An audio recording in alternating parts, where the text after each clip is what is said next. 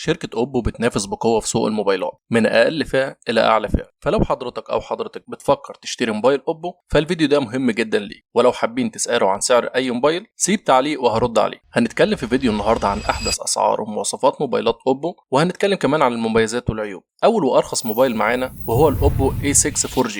الموبايل ده بيجي بشاشة IPS LCD بحجم 6.75 إنش بدقة ال HD بلس مع معدل تحديث عالي 120 هرتز. أما بالنسبة للأداء، الموبايل بيجي بمعالج سناب دراجون 685 بتكنولوجيا ال 6 نانو. الموبايل بيجي بكاميرا أمامية 8 ميجا بكسل، وبيجي باتنين كاميرا خلفية، الأساسية 50 ميجا بكسل مع كاميرا 2 ميجا بكسل. الموبايل بيجي ببطارية ضخمة نفسها طويل 7000 ملي أمبير مع شحن سريع 45 واط وشحن عكسي 5 واط. لو هنتكلم عن المميزات والعيوب هنبدأ بالمميزات. الموبايل بيجي بتصميم مميز مقاوم للماء والغبار، وبيجي ببطارية كبيرة مع شحن سريع، وبيجي كمان بسماعات ستيريو. أما بالنسبة للعيوب، دقة الشاشة HD بلس فقط، المعالج مش الأفضل في الفئة بتاعته، الموبايل مش بيدعم خاصية ال NFC. أما بالنسبة للسعر، الموبايل بيجي بسعر 9000 جنيه للنسخة ال 128 جيجا مع 4 جيجا بايت رام، وبيجي بسعر 10000 جنيه للنسخة ال 128 جيجا مع 6 جيجا بايت رام، وبيجي بسعر 12000 جنيه للنسخة ال 256 جيجا مع 8 جيجا بايت رام. قول لنا في التعليقات نوع الموبايل اللي معاك ايه. تاني موبايل معانا وهو الاوبو A6 برو 4G.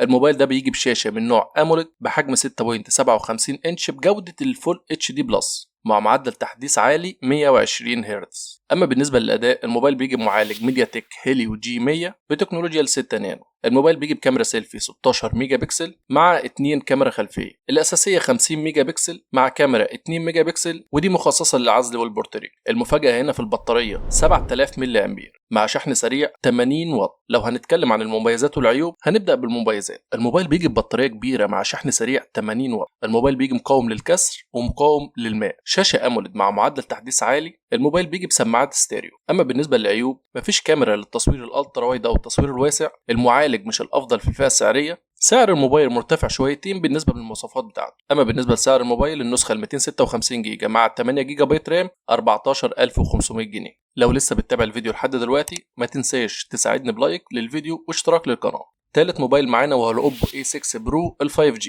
الموبايل بيجي بخامات من البلاستيك، مقاوم للصدمات والكسر بشهاده عسكريه، وكمان مقاوم للماء والغبار بشهاده IP68 و IP69.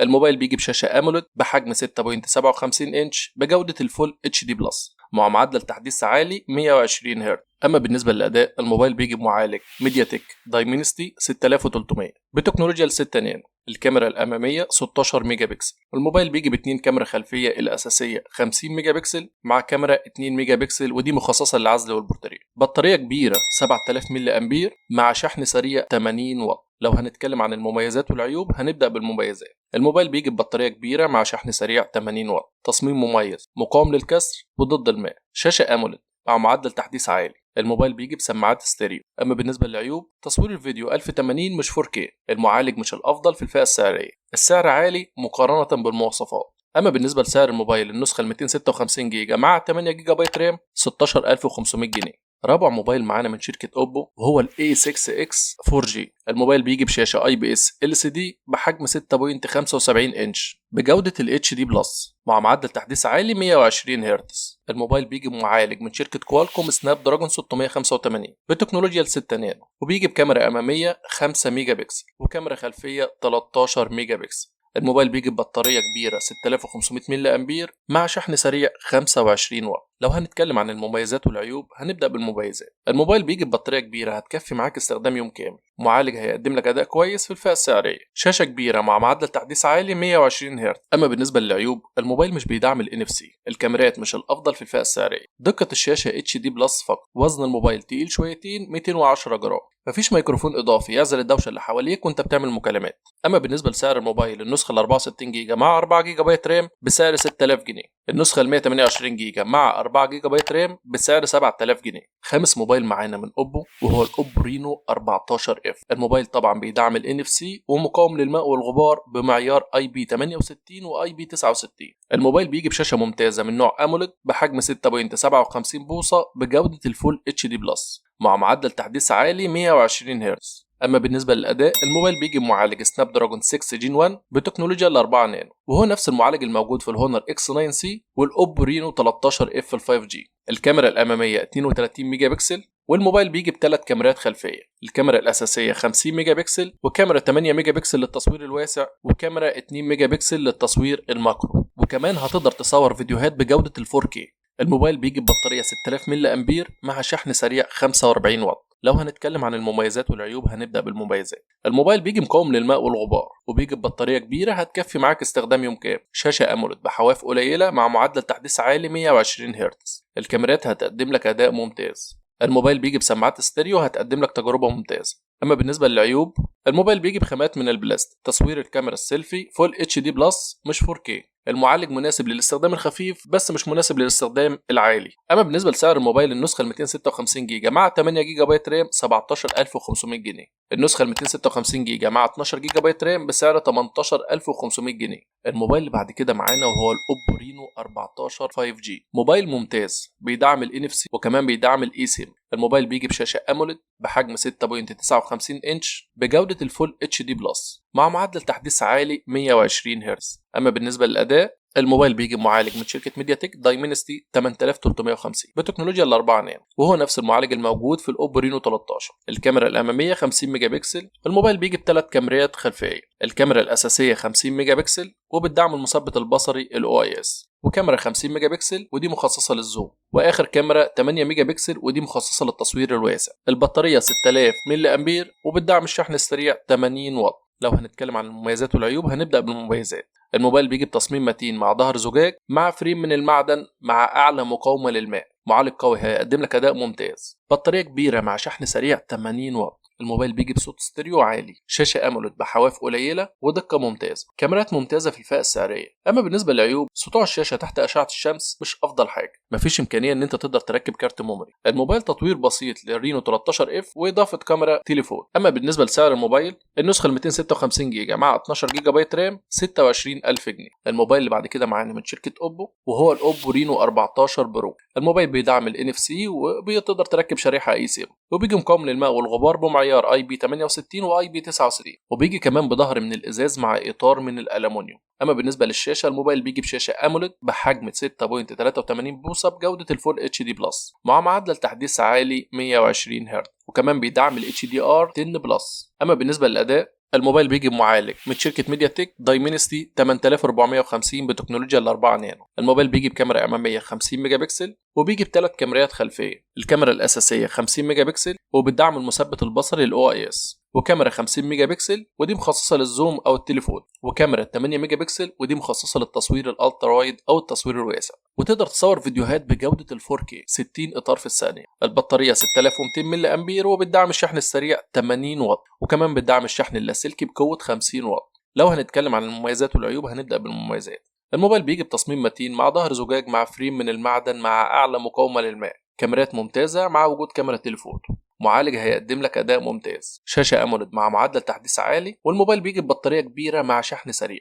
أما بالنسبة لعيوب الموبايل، أنا شايف إن عيوب الموبايل يعني مش حاجة جوهرية. من ضمن عيوب الموبايل إن مفيش مكان للكارت الميموري، مفيش منفذ للسماعات، صداع الشاشة تحت أشعة الشمس مش أقوى حاجة. أما بالنسبة لسعر الموبايل، النسخة ال 512 جيجا مع 12 جيجا بايت رام بسعر 37000 جنيه. الموبايل اللي بعد كده معانا وهو الأوبو رينو 15 اف اللي يعتبر من أحدث هواتف أوبو في 2026. الموبايل بيجي مقاوم للماء والغبار وبيدعم ال NFC، وبيجي بشاشة ممتازة من نوع أموليد بحجم 6.57 إنش بجودة الفول اتش دي بلس مع دعم معدل تحديث عالي 120 هرتز. اما بالنسبه للاداء، الموبايل بيجي معالج من نوع سناب دراجون 6 جين 1 بتكنولوجيا ال 4 نانو. هنتكلم عن الكاميرات. الكاميرا الاماميه 50 ميجا بكسل وبيجي بثلاث كاميرات خلفيه، الكاميرا الاساسيه 50 ميجا بكسل وطبعا بتدعم المثبت البصري ال OIS، الكاميرا الثانيه 8 ميجا بكسل ودي مخصصه للتصوير الواسع، الكاميرا الثالثه 2 ميجا بكسل ودي مخصصه للتصوير الماكرو. الموبايل كمان بيدعم تصوير فيديوهات بجودة ال 4K بمعدل 30 إطار في الثانية، وبيجي ببطارية كبيرة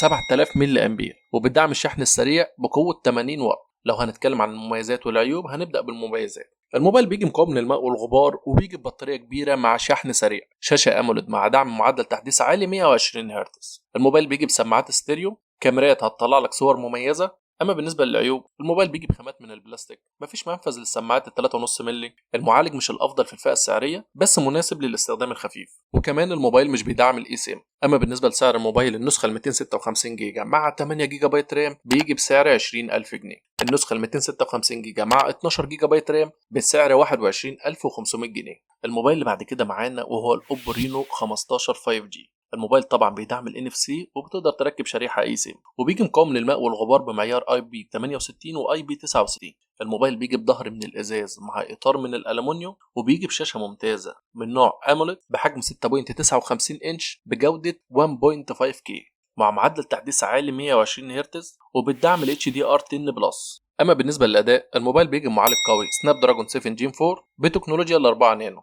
الكاميرا الاماميه 50 ميجا بكسل، وبيجي عندنا بثلاث كاميرات خلفيه. الكاميرا الاساسيه 50 ميجا بكسل ودي بتدعم المثبت البصري ال OIS. الكاميرا الثانيه 8 ميجا بكسل ودي مخصصه للتصوير الواسع. الكاميرا الثالثه 2 ميجا بكسل ودي للتصوير الماكرو. الموبايل بيدعم تصوير فيديوهات بجوده ال 4K بمعدل 60 اطار في الثانيه. الموبايل بيجي ببطاريه كبيره 6500 ملي امبير، وبتدعم الشحن السريع 80 واط. لو هنتكلم عن المميزات والعيوب هنبدا بالمميزات. الموبايل بيجي بتصميم مميز مع ظهر من الازاز وفريم من المعدن مع اعلى مقاومه للماء، بطاريه كبيره مع شحن سريع 80 واط، معالج ممتاز في الالعاب والاستخدام اليومي. الموبايل بيجي بصوت استيريو عالي، شاشه اموليد والوان مميزه، الكاميرات احترافيه وهتطلع لك صور مميزه جدا. اما بالنسبه للعيوب، مفيش مكان للكارت الميموري اللي بعتقد انك مش في احتياج ليه، كمان مفيش مكان منفذ للسماعات. بالنسبه لسعر الموبايل، النسخه ال 256 جيجا مع 12 جيجا بايت رام بسعر 28500 جنيه، النسخه ال 512 مع 12 جيجا بايت رام بسعر 30500 جنيه. الموبايل اللي بعد كده معانا وهو الاوبو رينو 15 برو،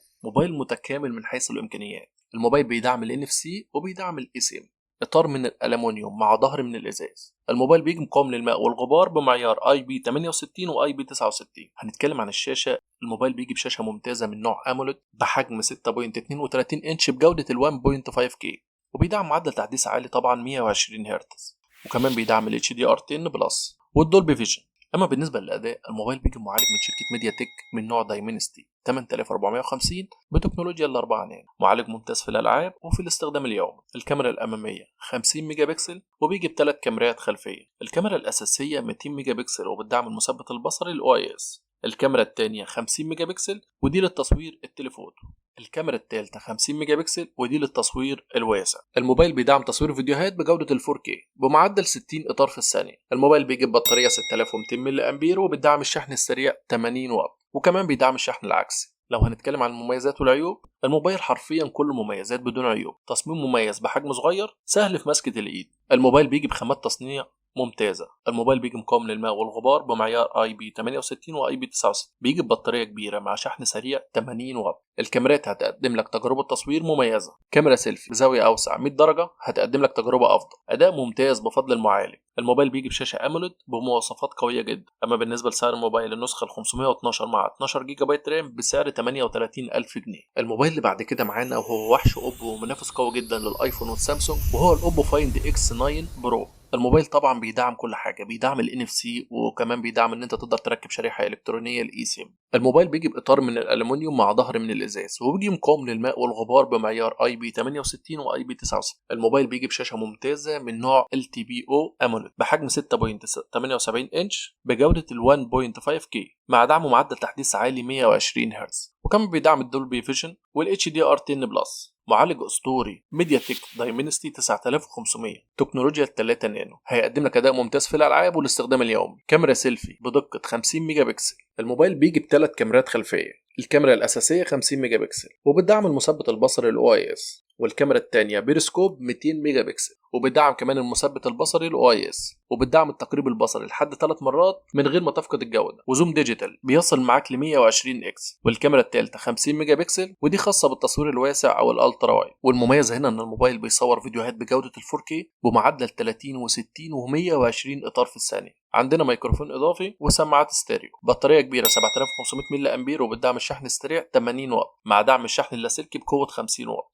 لو هنتكلم طبعا عن المميزات والعيوب هنبدا بالمميزات. اقوى بطاريه في فئه الفلاج شيب 7500 ملي امبير، شاحن سريع 80 واط وبيجي موجود معاك في علبه الموبايل مع دعم شحن اللاسلكي 50 واط. معالج قوي دايمنستي 9500 بتقنية ال3 نانو هيقدم لك أداء صاروخي، خامات ممتازة جدا مع مقاومة للماء والغبار بمعيار IP68 و IP69، شاشة ممتازة بحواف قليلة وسطوع عالي تحت أشعة الشمس. الكاميرات هتقدم لك تجربة ممتازة سواء في الصور أو الفيديوهات، وبيدعم تصوير فيديو 4K 120 إطار في الثانية. شبكات ممتازة وهي الأقوى في الفئة الرائدة مع بصمة صاروخية تحت الشاشة. أما بالنسبة للعيوب، بما إن الموبايل منافس قوي للفلاج شيب كنا نتمنى إن يبقى فيه تصوير 8K. بعض الناس بتشتكي من سخونة بسيطة مع ضغط الألعاب. دقة الشاشة لو كانت QHD بدلا من 1.5K كانت هتبقى افضل بكتير. السعر عندنا في مصر النسخه ال 512 جيجا مع 16 جيجا بايت رام بسعر 59,000 جنيه.